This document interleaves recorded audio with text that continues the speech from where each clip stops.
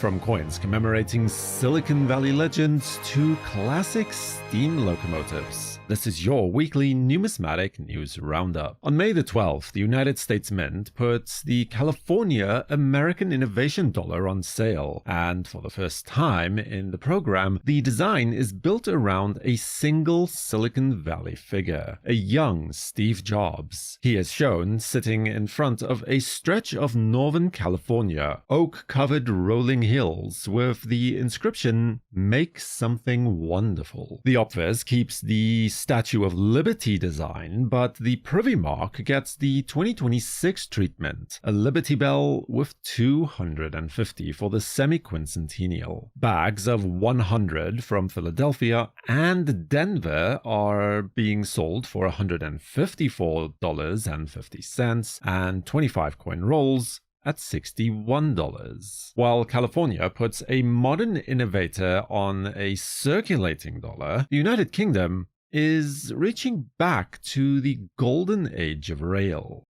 The Royal Mint released a new £2 coin range honoring the Duchess of Hamilton, and this is a first. It's the first time that the locomotive has ever appeared on an official UK coin. Built in Crewe in 1938 for the London, Midlands and Scottish Railways, the Duchess hauled prestige express service between London and Glasgow on the West Coast Main Line. Today, she sits in a static display at the National Railway Museum in York. The reverse by Gary Breeze shows the locomotive in motion, side on, capturing the distinctive Art Deco streamlining. Martin Jennings's effigy of King Charles III is on the obverse, as you would expect. The brilliant uncirculated piece carries an edge inscription, LMS Princess Coronation Class 6229. Editions run from a 16.5-pound brilliant uncirculated all the way up to a proof gold limited to just 100 pieces. From British engineering to Middle Earth, because Monnaie de Paris is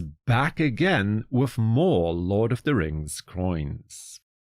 The second wave of the Paris Mint's Lord of the Rings collection has dropped, still marking 25 years since the cinema release of The Fellowship of the Ring, but with a very different structure to Wave 1, where Wave 1 was circulating quality €10 silvers, one per character or scene. Wave 2 is all proof quality coins, and instead of individual characters, it's built more around the 3 films in the trilogy. Here's what's in it. 3 €10 silver proofs, one each for the Fellowship of the Ring, the Two Towers, and the Return of the King. A €20 silver proof, and 3 gold proofs. 5, 50 and €200. There's also a set option for the 3 €10 silvers that you get together. The numbers are tight as always. The €10 silvers run at 5,000 each at €151. The €20 silvers are even more limited at just 2,000 coins at €210. And here's the design choice that ties it all together. Every coin in Wave 2 carries the same image on the reverse, the one ring towering above the eye of Sauron, with the ring's elvish inscription revealed by the flames of Mount Doom. Selective gold and bronze gilding then brings the ring forward in the image,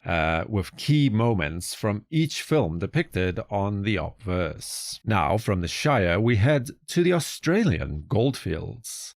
The Perth Mint has released a 2026 range marking the 175th anniversary of Australia's first official gold rush. The story starts in February of 1851, when Edward Hargraves struck gold at Ophir in New South Wales. What followed changed the country. Australia's population went from around 430,000 in 1851 to 1.7 7 million by merely 20 years later. The reverse, by Lucas Bowes, puts a map of Australia in the center and surrounds it with the everyday tools of the goldfields: a crossed pick and shovel, a lantern, a pitched tent, a wheelbarrow full of alluvium, a hand panning tool, a bucket, and a cradle box. 3 formats are available: a 1-ounce silver-proof gilded coin that runs at a maximum of 5,000 mintage, the 1/4-ounce gold-proof capped at only 500, and the 1-ounce gold-proof, that's the headline piece here for sure, has a maximum mintage of 175 coins, 1 for each year since the anniversary. And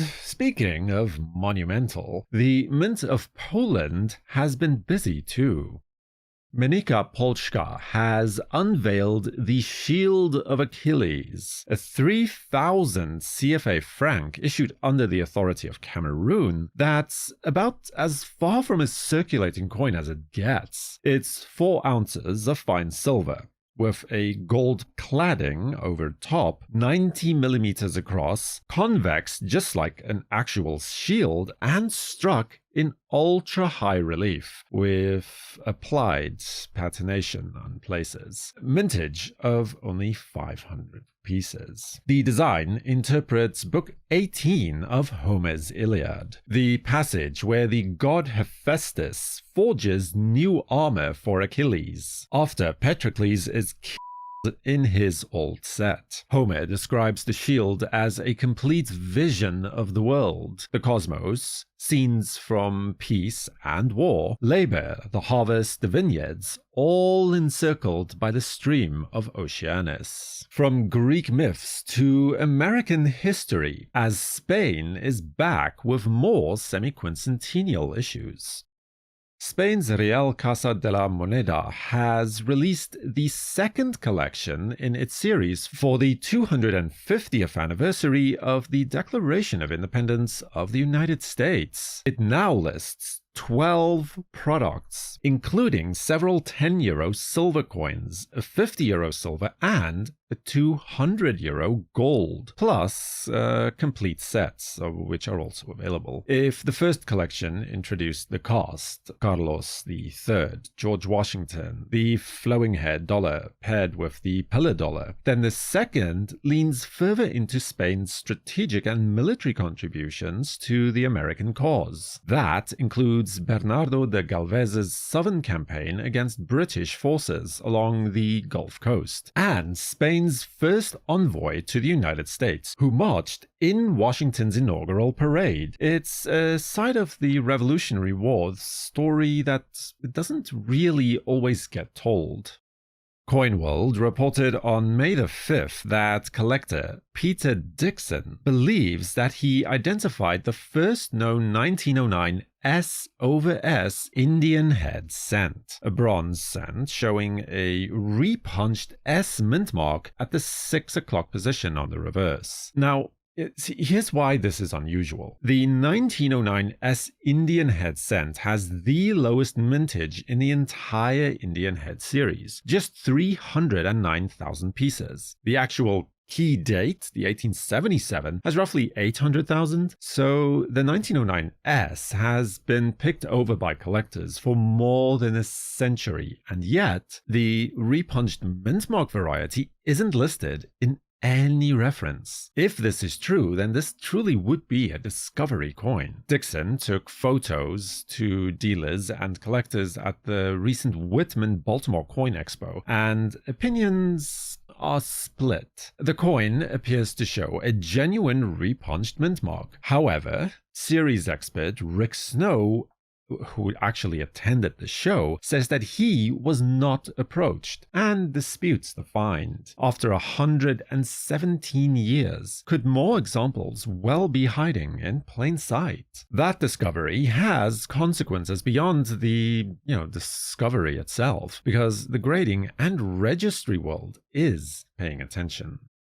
Now, on May the 7th, the Bank of Canada Museum in Ottawa opened a new exhibition called Montreal 1976, the legacy of the Olympic coins, marking the 50th anniversary of the Montreal Games. It runs until March 22nd, 2027, and admission is free. The story it tells is genuinely remarkable. Between 1973 and 1976, the Royal Canadian Mint ran one of the most ambitious commemorative coin programs ever attempted anywhere. 28 silver coins and 2 gold coins struck in 7 thematic sets to help fund the games. And it worked. The program raised a record-breaking 108 million Canadian dollars. Curator David Bergeron points out that it was the first coin program ever created to support a major national project in Canada, and the first to feature large-format coins with designs from multiple artists. The exhibit also puts the complete sets on display alongside production materials and design submissions, with an interactive station where visitors can design their own Olympic coins. Sounds like a genuinely compelling visit if you're anywhere near Ottawa between now and next March. Subscribe to WNN, and if you missed last week's episode, then you can still catch it right here